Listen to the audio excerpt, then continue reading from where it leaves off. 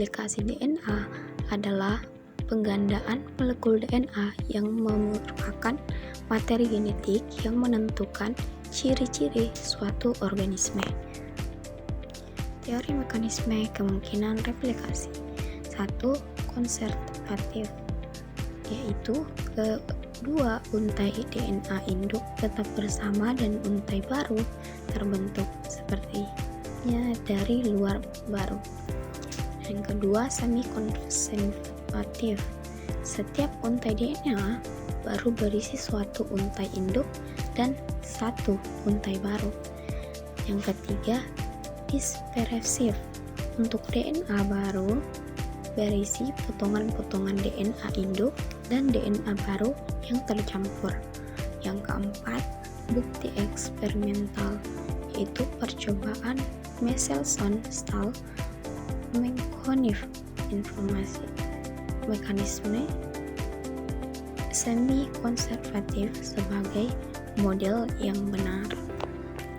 Ada beberapa tahap percobaan Michelson-Stahl. Tahap yang pertama, bakteri E. coli ditumbuhkan dalam medium yang mengandung nitrogen berat atau N15 selama beberapa generasi. Semua DNA bakteri akan mengandung N15. Tahap kedua, bakteri kemudian dipindahkan ke medium yang mengandung nitrogen ringan N14 dan diberikan bereplikasi selama satu generasi. Semua DNA baru yang disintesis akan mengandung N14. Tahap ketiga, DNA dari bakteri kemudian diekstraksi dan dipindahkan berdasarkan kepadatan menggunakan sentrifugasi gradient densitas. DNA yang mengandung N15 lebih berat dan akan menetap di bagian bawah tabung. Dan yang keempat, hasilnya. Hasil percobaan menunjukkan bahwa semua DNA dari generasi pertama memiliki densitas menengah, membuktikan bahwa replikasi bersifat semi konservatif. Selanjutnya, proses replikasi DNA. Yang pertama, inisiasi, yang dimana proses replikasi dimulai di titik spesifik pada DNA yang disebut asal replikasi. Enzim helikase membuka untai ganda DNA membentuk garpu replikasi.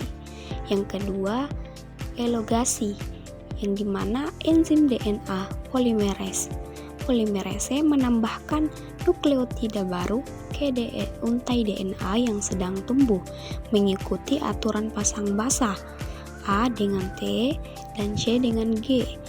Replikasi terjadi secara semi konservatif dengan setiap untai baru mengandung satu untai induk dan satu untai baru.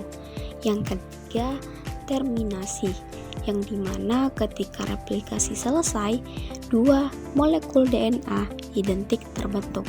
Setiap molekul DNA terdiri dari satu untai induk dan satu untai baru. Struktur DNA. Yang pertama, struktur primer, urutan nukleotida dalam rantai polinukleotida. Struktur sekunder, struktur heliks ganda DNA dibentuk dan diikat hidrogen antara basa nitrogen komplementer pada dua rantai polinukleotida. Yang ketiga, struktur tersier, yang dimana cara heliks ganda DNA terlipat dan dikemas dalam ruang. Selanjutnya, enzim yang terlibat dalam replikasi. Yang pertama itu helikase, yang berfungsi memisahkan untai ganda DNA. Yang kedua, primase, yang dimana mensintesis primer RNA pendek yang berfungsi sebagai titik awal untuk DNA polimerase. Yang dimana menambahkan nukleotida baru ke untai DNA yang sedang tumbuh.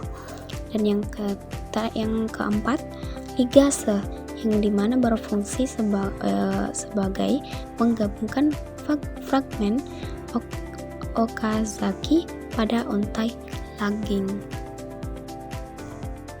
Mekanisme replikasi semi konservatif.